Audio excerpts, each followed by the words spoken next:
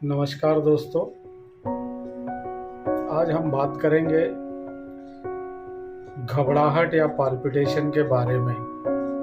दिन में ऐसा कभी नहीं होता जब दो चार मरीज न आए हमारे पास कि डॉक्टर साहब मुझे बहुत घबराहट हो रही है। तो उस घबराहट को अगर हम कहना चाहें तो उसमें होता क्या है कि मरीज का पाल्पिटेशन बढ़ जाता है, म्हणजे अर्थात उनके हृदय की धड़कनें बढ़ जाती हैं। अब हृदय तो हमेशा ही धड़कते रहता है, लेकिन नॉर्मली हृदय धड़कता है तो हमें महसूस नहीं होता है। लेकिन जब हृदय की धड़कन अपने आप को ही महसूस होने लगे तब उसे पाल्पिटेशन कहते हैं। पाल्पिटेशन को अंग्रेजी में समझना आसान है, पर हिंदी में अगर हम कहें हृदय की धड़कन बढ़ जाना, तो बढ़ जाने से ज़्यादा उसमें घबराहट होती है और आदमी को घबराहट होती है और उसे समझ में नहीं आता है कि ये किस कारण से हो रहा है।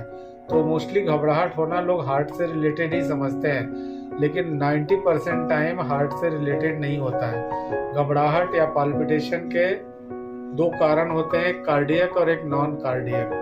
नॉन कार्डियक काज मतलब कि जो हृदय से संबंधित नहीं है, उसमें एंजाइटी मतलब चिंता, आदमी को अचानक कुछ हो जाए तो उसके हृदय की धड़कनें बढ़ जाती हैं, तनाव में उसकी धड़कनें बढ़ जाती हैं। और एक होता है पैनिक अटैक, आदमी अचानक उसको कुछ घबराहट होने लगती है या सामने जा रहा है, एक सांप देख लिया, सांप देख के डर गया और डरने के बाद उसके हृदय की धड़कनें बहुत बढ़ जाती हैं। या कुछ वह ऐसी चीज सोच लेता है जो कि उसके साथ ऐसा हो रहा है या होने वाला है, तो भी उसे पैनिक अटैक आ जाता है और हृदय की धड़कनें बढ़ जाती हैं। आदमी कभी स्ट्रांग कॉफी पिए तो भी उसकी हृदय की धड़कनें बढ़ जाती हैं। कुछ लोग कुछ ड्रग लेते हैं, उससे हृदय की धड़कनें बढ़ती हैं। दवाइयों में डीकंजेस्टेंट जैसे कि स्यूडोइफेड्रिन और साल्बुटामॉल, ये लेने से भी हृदय की धड़कनें बढ़ जाती हैं। और अधिक किसी को बुखार आ जाए तो भी हृदय की धड़कनें बढ़ जाती हैं। तो ये सब कारण हुआ। अगर ये सब कारण से है तो इन सब कारणों को दूर करना पड़ेगा। और कार्डियक में क्या होता है कि हार्ट की स्पीड बढ़ जाती है।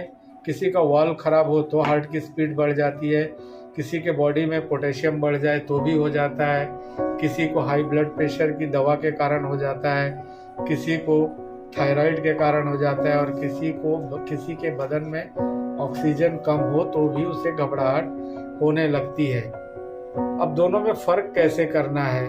अगर आपको किसी पेशेंट को ऐसा लगता है कि उसे अचानक धड़कन बढ़ गई है, तो पहले हिस्ट्री लें कि उसमें कुछ तनाव है, कुछ चिंता है या कुछ है। उसे लंबी लंबी सांस लेने कहें, मेडिटेशन लगाएं, प्राणायाम कराएं, अनुलोम विलोम कराएं। अगर उससे उसको आराम हो जाता है तो वह नॉर्मल है। लेकिन अगर इस चीज़ों से आराम नहीं होता है, आदमी धड़कन के साथ, उसके पाल्पिटेशन के साथ उसको ब्रेथलेसनेस है, मतलब सांस फूल रही है, उसको पसीना आ रहा है, चेस्ट में पेन भी हो रहा है, सर चकरा रहा है, तो ऐसे टाइम पे ईसीजी करा के, स्ट्रेस टेस्ट करा के देखना चाहिए कि इसमें हार्ट का इन्वॉल्वमेंट तो नहीं है।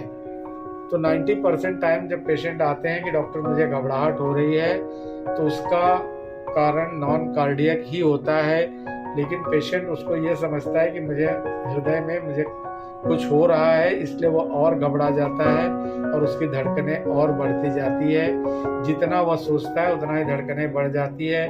तो ऐसे समय पर हमें यह खोजना होता है कि पेशेंट की घबराहट और या पाल्पिटेशन उसके हार्ट से संबंधित है या नॉर्मल टेंशन की वजह से है या पैनिक अटैक है। मित्रों, ये छोटा सा विषय था, आज आपको ये बताया मैंने। इसलिए आपके घर में जब कोई कहे घबराहट हो रही है तो उसे 2 मिनट शांत बैठने को कहो, उसको भगवान के ऊपर ध्यान लगाने को कहो, उसे उल्टी गिनती गिनने को कहो, लंबी लंबी सांसें लेने को कहो, और इससे कम हो जाएगा। लेकिन अगर उसके साथ में उसको पसीना हो रहा है, सर चकरा रहा है, सांस फूल रही है, तो यह कार्डियक हो सकता है। आप तुरंत डॉक्टर के पास जाइए और उसको हल्के में मत लीजिए। धन्यवाद। कल फिर मिलेंगे एक नए वीडियो के साथ।